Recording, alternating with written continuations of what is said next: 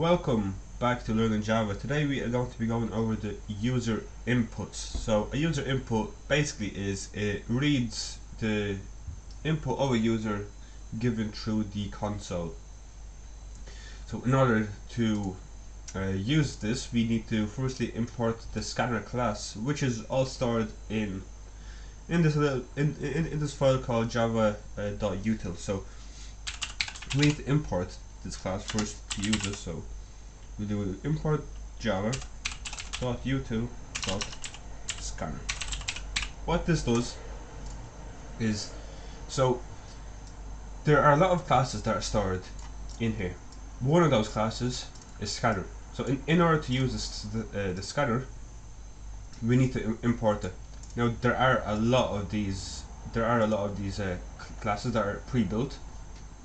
In order to use one of them, we can just import one of them, or let's say if you want to use all of them, we can just do, instead of scanner, we do the star, which will literally import every single class that is stored in here. You know, there are different classes as well, but for now we'll just stick to this one because we only need this one.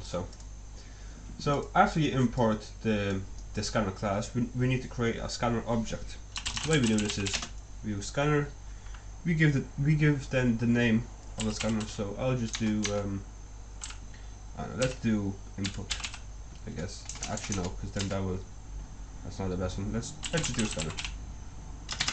Then we do new scanner system.in. What this does is we're using the scanner class to create the object named scanner. So now that we have a scanner object, we can use this.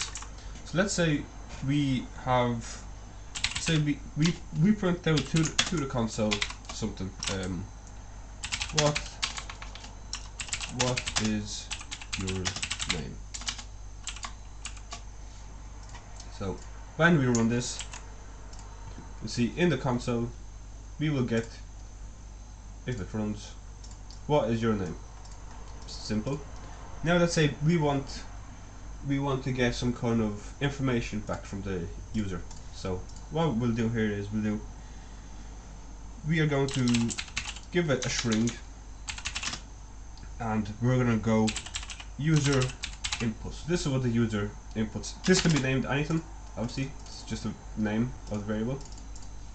So this can be named as anything, but just to simplify it, just so you know what this means. This is the user input, what the user inputs.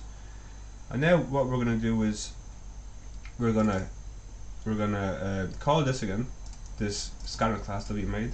So we do scanner, and now we do dot next line, like this. We are going to now check whenever, so I guess I can show you this, it makes a bit more sense. Because what is your name? Now we can type some in here, so let's go I don't know, Paul. What this code is going to do is, so this scanner is going to read what's on the next line, so it's Paul, and it's going to store it in user input. So then what we can do is we can print out you entered, and then we need to add in the user input that we put in here that's stored. Whatever input we put in is going to be stored in here, then plus user input, and it'll be stored in here. Let's see how this works. What is your name? So peanut. You entered peanut. So that's the user input. So basically, I'll show you again how everything works. You import a class, you make an object. You don't even need to print this out. You can literally just put in something straight away. So you enter peanut. This is just to tell the user what to do. You know, the user should have some kind of.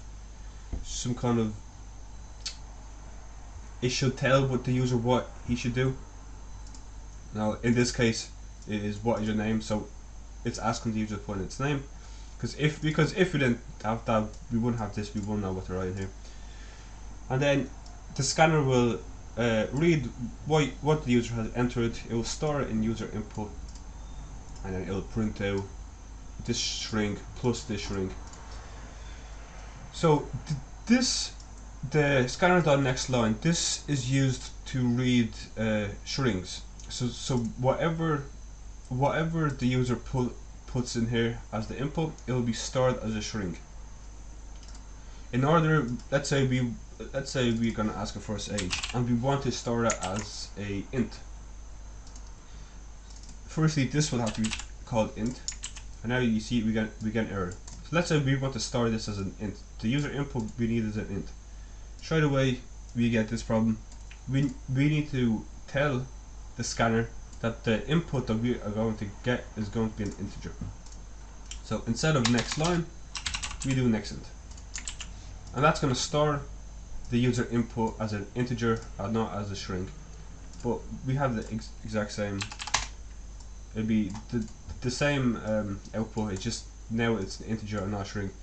Obviously, if you want to store that, let's say you want to store a double instead of next int, you can actually use int because it's still a number. So, but it will store as a double. But you can. No, you can use double. If you want to do a float, you can use a float, a byte, a long, a short even.